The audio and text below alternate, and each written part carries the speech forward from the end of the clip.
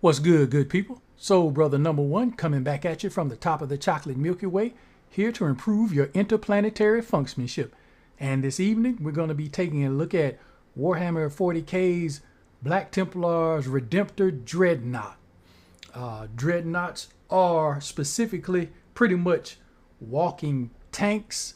In the world of 40K, what happens is when a Space Marine, let's just say one of these, this is a Sword Brethren right here. As you see, I got them flanked by Sword Brethren, Blade Guard vets, a Marshal here, and a few others.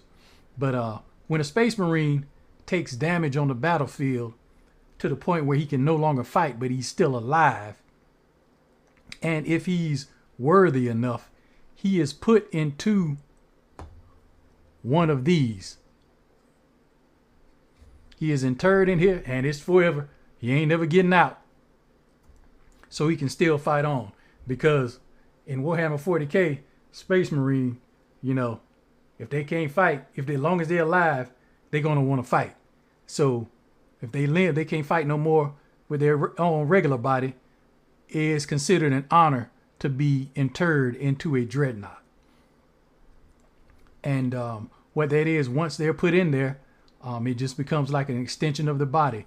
The arms, the legs, everything with neural interfaces. It's like an extension of their body.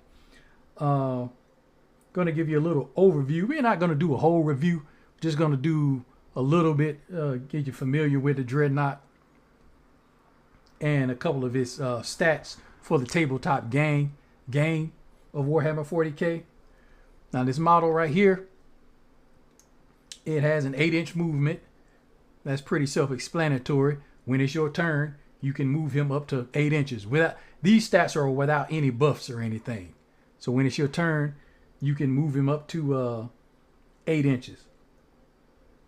He has a 2-up save, and what that is anytime he gets wounded, you roll a d6, and if you get a 2 or better, he shakes that wound off. You have to wound this miniature 12 times to kill it, to get it off the board. And there's a couple other stats, but those are just, a couple of the main stats that I just wanted to give you right there. As far as how I outfitted this one, we're going to check out his, this is what they call a heavy onslaught Gatling cannon. It has a range of 24 inches. It has 12 attacks. That means whenever you're shooting with this, you roll 12 6-sided die. Any and all of them die that come up with a 3 or better, that's a hit. It has a strength of 6 and a damage of 1. So if you just happen to, hit all 6 times, all 12 times, and your opponent can't make none of his saves, that's like 12 damage that miniature takes. Because, like I say, 12 attacks, 1 damage apiece. And that's on the heavy onslaught Gatling cannon. These right here in the middle are what they call twin storm bolters. They also have a 24-inch range, and they're twin linked. So you got 2 attacks. So twin linked is, I think, if I'm remembering correctly, it's 4 attacks. They also hit on a 3+. So you're gonna roll 4 die, and any of them die that come up 3 or better, it's a hit. They have a strength of 4, damage of 1. If your opponent doesn't save, that's 4 damage they're taking from those twin storm bolters here. And the next weapon we're going to take a look at under here, if you can see it, this one right here. This is called a heavy flamer. It has a range of 12, and it has D6 attacks. That means you roll a 6-sided die, and whatever it lands on, that's how many attacks you get. And they hit automatically on a strength of 5. So they're not missing with the flamer, and they have a -1 AP. So that means that if your character has a 2-up save, now if he gets hit with this flamer, now he has a 3-up save, and it does 1 damage. And this right here is called a Redemptor Fist. Its range is melee, because you're swinging. You're not shooting this, you're swinging. It has 5 attacks, and it also hits on 3+. Has a strength of 12, if I'm not mistaken, and -2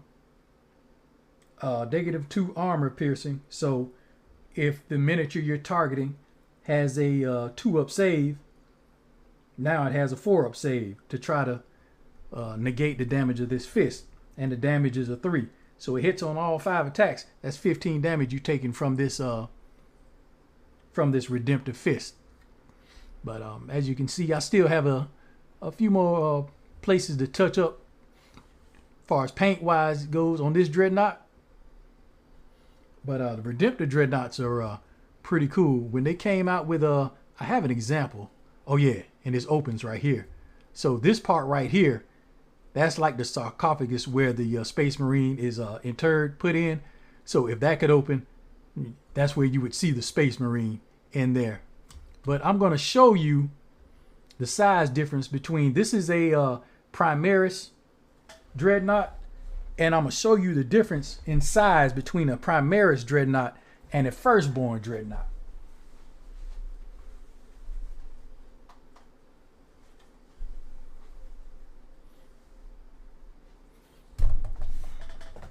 Oh, shook the camera.